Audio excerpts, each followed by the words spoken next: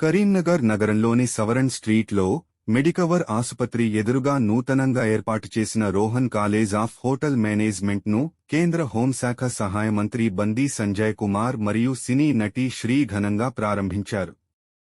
ఈ సందర్భంగా కళాశాల ప్రాంగణం సందర్శకులతో కిక్కిరిసిపోయి సందడిగా మారింది. ప్రారంభోత్సవ కార్యక్రమంలో విద్యార్థులు, యువత, విద్యావేత్తలు, ప్రజాప్రతినిధులు, వివిధ రంగాల ప్రముఖులు పెద్ద సంఖ్యలో పాల్గొన్నారు. అతిథులు మాట్లాడుతూ హోటల్ మేనేజ్మెంట్ రంగంలో యువతకు విస్తృత అవకాశాలు ఉన్నాయని, నాణ్యమైన విద్యతో పాటు ఉపాధి అవకాశాలను అందించే కేంద్రంగా ఈ కళాశాల ఎదగాలని ఆకాంక్షించారు.